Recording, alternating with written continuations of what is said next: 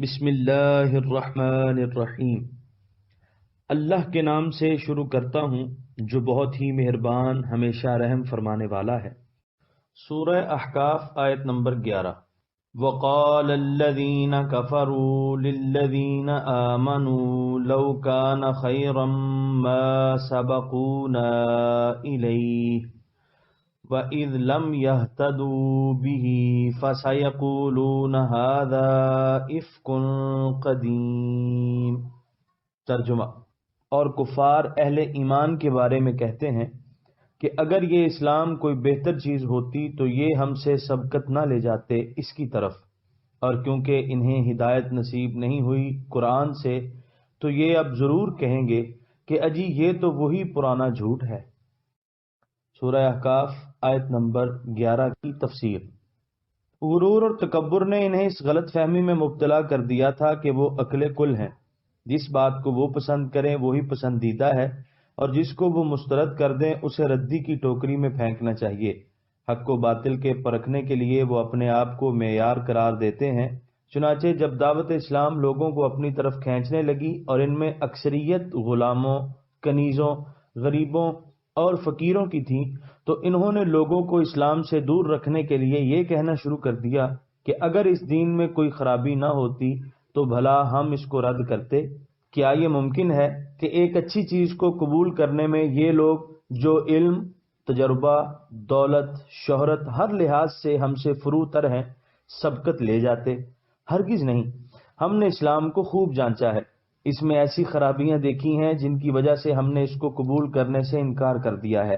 اے لوگو، تم خود بتاؤ کہ تم ان غلاموں، مفلسوں جو بے علم بھی ہیں، کم سمجھ بھی ہیں اور نا تجربہ کار بھی، ان کا منتخب کیا ہوا راستہ اپنے لیے پسند کرنا چاہتے ہو، یا جو راہ ہم دانشوروں اور جہاں دیدہ مشائخ و رؤساء نے اختیار کی ہے اس پر چلنا چاہتے ہو؟ یہ لوگ خود بدنصیب تھے، شقاوت نے ان کو قبول حق سے محروم رکھا۔ اب ان کی مرضی ہے کہ ساری دنیا اس فیض سے محروم رہے، اس لیے وہ بڑی شد و مت سے اسلام کے بارے میں جھوٹا پروپیگنڈا کرتے ہیں کہ یہ جھوٹ ہے، ایسا جھوٹ جو صدیوں سے بولا جا رہا ہے، خبردار اس کے نزدیک نہ جانا۔ سورہ احقاف آیت نمبر 12۔ وَمِن قَبْلِهِ كِتَابُ مُوسَىٰ إِمَامًا وَرَحْمَةً وَهَٰذَا كِتَابٌ مُصَدِّقٌ لِّسَانًا عَرَبِيًّا لِّيُنذِرَ الَّذِينَ ظَلَمُوا وَبُشْرَىٰ لِلْمُحْسِنِينَ۔ ترجمہ: حالانکہ اس سے پہلے کتاب موسیٰ رہنما اور ہدایت بن کر آ چکی ہے، اور یہ کتاب یعنی قرآن تو اس کی تصدیق کرنے والی ہے، عربی زبان میں ہے تاکہ بر وقت خبردار کر دے ظالموں کو، اور خوشخبری ہے نیکوکاروں کے لیے۔ سورہ احقاف آیت نمبر 12 کی تفسیر۔ ان کے اس دعوے کے رد میں اللہ تعالیٰ فرماتے ہیں کہ یہ قدیم جھوٹ نہیں بلکہ قدیم سچائی ہے، ایسی سچائی جس کو ہر زمانے کے پاک باز لوگوں نے قبول کیا اور حرز جان بنایا۔ قرآن کریم سے پہلے ہم نے موسیٰ علیہ السلام پر تورات نازل کی جو بے عین ہی وہی دعوت دیتی رہی جس کی دعوت قرآن دیتا ہے۔ قرآن کریم تورات کی تصدیق کرتا ہے، اور جو لوگ ظلم اور نافرمانی کی روش اختیار کیے ہوئے ہیں ان کو بروقت ہولناک انجام سے آگاہ کرتا ہے، اور جن لوگوں نے تقوی و پارسائی کو اپنا شعار بنا رکھا ہے انہیں نوید رحمت سناتا ہے اور ان کی حوصلہ افزائی کرتا ہے۔ سورہ احقاف آیت نمبر 13۔ ان الذين قالوا ربنا الله ثم استقاموا فلا خوف عليهم ولا هم يحزنون۔ ترجمہ: بے شک جن لوگوں نے کہا ہمارا پروردگار اللہ ہے، پھر وہ اس پر ثابت قدم رہے، پس کوئی خوف نہیں انہیں اور نہ وہ غمگین ہوں گے۔ سورہ احقاف آیت نمبر 13 کی تفسیر۔ اس کا بیان حامیم السجدہ میں گزر چکا ہے، آیات 30 تا 32 کے حواشی ملاحظہ ہوں۔ سورہ احقاف آیت نمبر 14۔ اولئک اصحاب الجنة خالدین فیہا جزاء بما كانوا یعملون۔ ترجمہ: یہی لوگ جنتی ہیں، ہمیشہ رہیں گے اس میں، یہ جزا ہے ان نیکیوں کی جو وہ کیا کرتے تھے۔ سورہ احقاف آیت نمبر 15۔ وَوَصَّيْنَا الْإِنسَانَ بِوَالِدَيْهِ إِحْسَانًا حَمَلَتْهُ أُمُّهُ كُرْهًا وَوَضَعَتْهُ كُرْهًا وَحَمْلُهُ وَفِصَالُهُ 30 شهرا حتى إذا بلغ أشده وبلغ 40 سنة قال رب أوزعني أن أشكر نعمتك التي أنعمت علي وعلى والدي وأن أعمل صالحا ترضاه وأصلح لي في ذريتي انی تبت الیک وانی من المسلمین۔ ترجمہ: اور ہم نے حکم دیا ہے انسان کو کہ اپنے والدین کے ساتھ اچھا سلوک کرے۔ اپنے شکم میں اٹھائے رکھا اس کو اس کی ماں نے بڑی مشقت سے، اور جنا اس کو بڑی تکلیف سے، اور اس کے حمل اور اس کے دودھ چھڑانے تک 30 مہینے لگ گئے، یہاں تک کہ جب وہ اپنی پوری قوت کو پہنچا اور 40 برس کا ہو گیا تو اس نے عرض کی، اے میرے رب، مجھے والہانہ توفیق عطا فرما کہ میں شکر ادا کرتا رہوں تیری اس نعمت کا جو تو نے مجھ پر اور میرے والدین پر فرمائی، اور میں ایسے نیک کام کروں جن کو تو پسند فرمائے، اور صلاح و رشد کو میرے لیے میری اولاد میں راسخ فرما دے۔ بے شک میں توبہ کرتا ہوں تیری جناب میں، اور میں تیرے حکم کے سامنے سر جھکانے والوں میں سے ہوں۔ سورہ احقاف آیت نمبر 15 کی تفسیر۔ عام طور پر قرآن کریم میں توحید، دلائل توحید اور فرائض بندگی کے ذکر کے بعد حقوق والدین کی طرف زوردار الفاظ میں توجہ دلائی جاتی ہے۔ یہاں بھی مشرکین کی غلط فہمیوں کے ازالے کے بعد اور اہل استقامت کی کامرانیوں کے بعد قارئین کی توجہ والدین کی خدمت اور دلجوئی کی طرف مبذول کرائی جا رہی ہے۔ علامہ ابن منظور لکھتے ہیں کہ وصیت کا فاعل جب اللہ تعالیٰ ہو تو اس کا معنی فرض کرنا ہوتا ہے۔ اگرچہ ماں باپ دونوں کے ساتھ حسن سلوک اور ان کی خدمت اور ہر طرح سے دلجوئی کا حکم بار بار دیا ہے، بائیں ہمہ اس آیت سے صراحتاً معلوم ہوتا ہے کہ ماں کا حق باپ سے کئی گنا زیادہ ہے۔ یہاں ان تکالیف اور مشقتوں کا مفصل تذکرہ ہے جو بچے کے سلسلے میں صرف ماں برداشت کرتی ہے۔ جس روز رحم مادر میں حمل قرار پاتا ہے اس وقت سے ماں کی ساری جسمانی قوتیں جنین کی پرورش اور نگہداشت میں صرف ہونے لگتی ہیں۔ اس کی اپنی صحت کا نظام بری طرح متاثر ہوتا ہے۔ نیند، بھوک وغیرہ معمولات میں نمایاں فرق رونما ہو جاتا ہے۔ طبیعت گراں اور افسردہ رہتی ہے اور آئے دن ان مشقتوں میں اضافہ ہوتا جاتا ہے۔ پیدائش کے لمحے تو ماں کو جان کنی کی کیفیت سے دوچار کر دیتے ہیں۔ ان جان لیوا مرحلوں سے گزرنے کے بعد پھر ایک طویل ریاضت کا عمل شروع ہو جاتا ہے۔ دودھ پلانا، صبح و شام اس کی نگہداشت کرتے رہنا، بیماری کی صورت میں رات رات بھر اس کو گود میں اٹھائے رکھنا، اس کے آرام کی خاطر اپنا آرام بڑی خوشی اور محبت سے قربان کرنا صرف ماں کا حصہ ہے۔ ان تمام مشقتوں کا ذکر کر کے بتا دیا کہ ماں کی خدمت کا حق باپ سے کئی گنا زیادہ ہے۔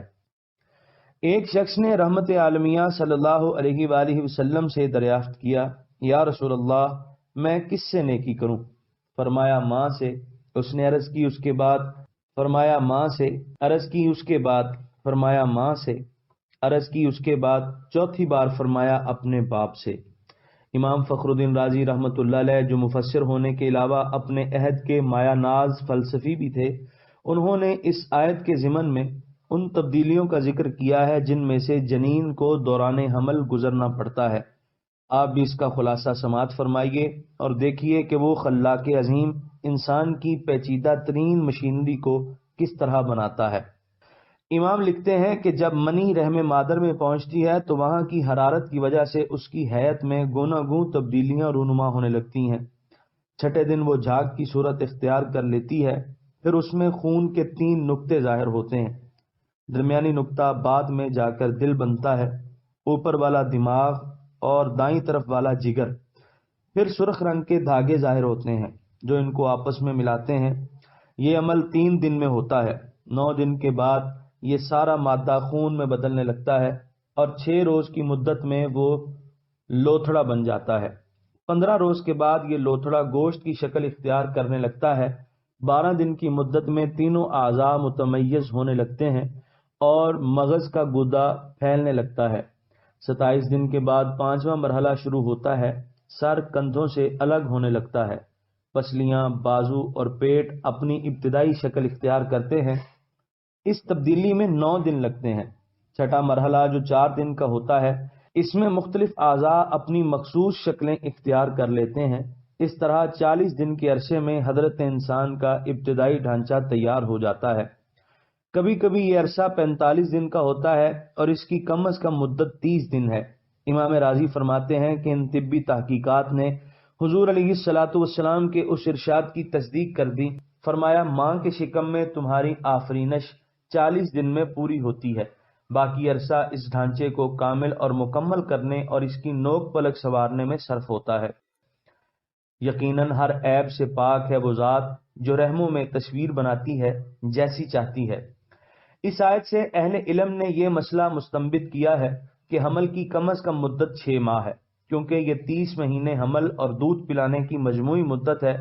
دودھ پلانے کی مدت دوسری آیت میں 2 سال متعین ہے، یعنی مائیں اپنی اولاد کو پورے 2 سال دودھ پلائیں، اس کے بعد 6 ماہ بچتے ہیں اور یہ حمل کی اقل مدت ہے۔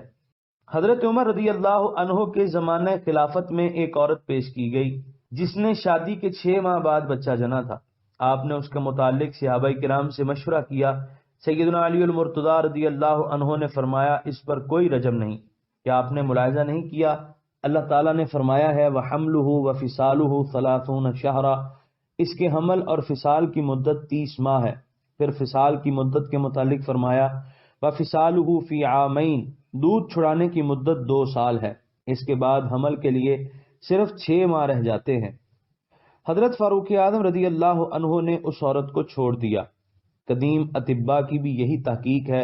حکیم جالینوس سے منقول ہے کہ میں اس امر کی کھوج میں لگا رہا کہ حمل کی کم سے کم مدت کتنی ہے، یہاں تک کہ میں نے ایک ایسی عورت دیکھی جس نے 184 دنوں یعنی 6 ماہ 4 دن میں بچہ جنا۔ جدید تحقیقات سے بھی یہ ثابت ہو چکا ہے کہ بچے کو کم از کم 28 ہفتے یعنی 196 دن رحم میں رہنا پڑتا ہے۔ یہ 6 ماہ اور 16 دن بنتے ہیں۔ دنوں کا یہ شمار اس وقت سے شروع ہوتا ہے جب عورت حیض سے فارغ ہوتی ہے اور اس طہر کا آغاز ہوتا ہے جس میں حمل قرار پاتا ہے۔ ضروری تو نہیں کہ طہر کے پہلے دنوں میں ہی حمل قرار پائے، بلکہ جدید تحقیقات سے تو یہ بھی ثابت ہو چکا ہے کہ آئندہ حیض سے 14 دن پہلے 2-4 روز کے عرصے میں عمل تلقیح وقوع پذیر ہوتا ہے۔ اسی طرح یہ 16 دن کا فرق بھی نہیں رہتا۔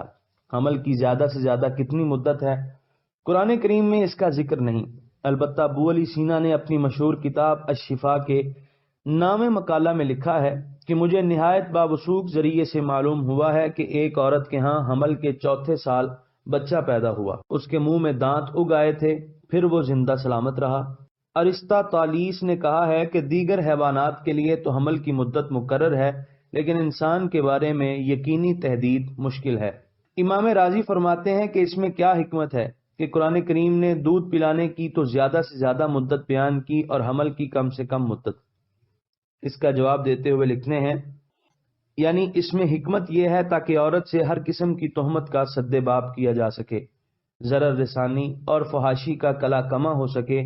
پاک ہے وہ ذات جس نے اس کتاب کے ہر کلمے میں ہزاروں حکمتیں اور لطیفے ودیعت فرمائے ہیں جن کے احاطے سے عقل عاجز ہے۔ جب انسان کی عمر 40 سال ہوتی ہے تو اس کی جسمانی اور ذہنی قوتیں پورے شباب پر ہوتی ہیں۔ اس وقت نہ عنفوان شباب کا وہ اندھا جوش باقی رہتا ہے، نہ بڑھاپے کی کمزوریوں نے پنجے گاڑے ہوتے ہیں۔ جسمانی اور ذہنی اعتبار سے یہ وقت بڑا معتدل ہوتا ہے۔ ایک روایت میں ہے، یعنی وہ آدمی جس کی عمر 40 سال سے متجاوز ہو اور پھر بھی وہ تائب نہ ہو تو شیطان اس کے منہ پر ہاتھ پھیرتا ہے، بجا مارتا ہے اور کہتا ہے کہ یہ ایسا چہرہ ہے جو کبھی سرخرو نہ ہوگا۔ حضرت ابن عباس سے منقول ہے یعنی جس کے 40 سال گزر جائیں پھر بھی اس کی نیکی اس کی برائی پر غالب نہ ہو تو ایسے شخص کو دوزخ کی تیاری کرنی چاہیے۔ بندہ مومن کے عقائد و نظریات، اس کے افکار اور سوچ کا انداز، اس کی آرزوؤں اور امنگوں اور اس کی منزل مراد کا عکس جمیل اس آیت کے آئینے میں دیکھا جا سکتا ہے۔ سب سے پہلے وہ ان انعامات و احسانات کا اعتراف کرتا ہے جو اس پر کیے گئے ہیں، جن سے نہ صرف اس کو بلکہ اس کے والدین کو بھی نوازا گیا ہے۔ اعتراف نعمت پر بس نہیں بلکہ ان کا کما حقہ شکر ادا کرنے کی توفیق مانگ رہا ہے، اور یہ توفیق وقفی کے لفظ سے نہیں بلکہ اوزعنی کے کلمے سے طلب کی جا رہی ہے، کیونکہ اس لفظ سے طلب توفیق کے ساتھ ساتھ یہ بھی معلوم ہوتا ہے کہ جس چیز کی توفیق مانگی جا رہی ہے اس کے دل میں اس کی شدید لگن اور حد درجہ شیفتگی بھی پائی جاتی ہے۔ علامہ ابن منظور فرماتے ہیں اس آیت میں اوزعنی کا معنی یہ ہے کہ میرے دل میں شکر کا جذبہ القاء کر اور مجھے اس کا شوق دے۔ اس لفظ نے اس دعا کو کہاں سے کہاں تک پہنچا دیا۔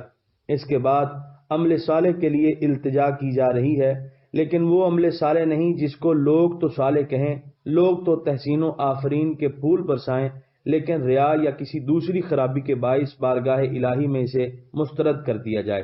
اس لیے عرض کی کہ ایسے نیک اعمال کی توفیق مرحمت فرما جو تجھے بھی پسند ہو۔ پھر عرض کرتا ہے کہ الہی ایسا نہ ہو کہ جب تک میری شمع حیات روشن ہے، نیکی اور خلوص کا اجالا پھیلتا رہے، ادھر یہ شمع گل ہو اور ادھر غفلت کا اندھیرا پھر چھا جائے۔ میرے اللہ، جو اولاد تو نے اپنے اس بندے کو عطا فرمائی ہے، میرے سفید بالوں کی لاج رکھنا، ان کو شیطان کے نرغے میں پھنسنے سے بچانا، ان کی جبینیں تیرے حضور میں جھکتی رہیں، ان کے دلوں پر تیرے انوار رحمت کی برکھا ہوتی رہے، ان کے سینوں کو اپنے محبوب کریم شفیع المذنبین صلی اللہ علیہ وآلہ وسلم کی سچی غلامی اور زندہ عشق کی دولت سے مالا مال فرمانا۔ جب تک زندہ رہیں تیرے بندے بن کر، تیرے پیارے رسول صلی اللہ علیہ وآلہ وسلم کے غلام بن کر، اور تیرے دین حنیف کے سچے مخلص اور بلند اقبال خادم بن کر زندہ رہیں۔ وَأَصْلِحْ لِي فِي ذُرِّيَّتِي میں لی اور فی کے الفاظ بڑے معنی خیز ہیں۔ دعا کے آخری جملے کیا ہیں؟ اظہار بندگی کی انتہا، تسلیم و رضا کا مظہر اتم۔ بندہ عرض کرتا ہے میرے رب، سب سے منہ موڑ کر میں صرف تیری طرف رجوع کرتا ہوں۔ میں ان لوگوں میں سے ایک ہوں جنہوں نے حضرت خلیل علیہ الصلاۃ والسلام کی سنت پر عمل کرتے ہوئے قولاً عملاً حالاً اسلمت لرب العالمین کا نعرہ مستانہ لگایا اور اپنی گردنیں جھکا دیں۔ مومن کو چاہیے کہ اس دعا کو یاد کرے اور در رحمت پر ہر وقت ان پاکیزہ کلمات سے صدا دیتا رہے۔ سورہ احقاف آیت نمبر 16۔ اولئک الذین نتقبل عنہم احسن ما عملوا ونتجاوز عن سیئاتہم فی اصحاب الجنہ وعد الصدق الذی كانوا یوعدون۔ ترجمہ: یہی وہ خوش نصیب ہیں، قبول کرتے ہیں ہم جن کے بہترین اعمال کو، اور درگزر کرتے ہیں ہم جن کی برائیوں سے، یہ جنتیوں میں سے ہوں گے۔ یہ اللہ کا سچا وعدہ ہے جو اہل ایمان سے کیا گیا ہے۔ سورہ احقاف آیت نمبر 16 کی تفسیر۔ پہلے شان بندگی کا اظہار تھا، یہاں شان بندہ نوازی پوری ادائے دلبری سے جلوہ نما ہے۔ انسان کو یہ مقام نصیب ہو جائے تو اسے اور کیا چاہیے۔ سورہ احقاف آیت نمبر 17۔ والذی قال لوالدیہ اف لکما اتعداننی ان اخرج وقد خلت القرون من قبلی وهما يستغيثان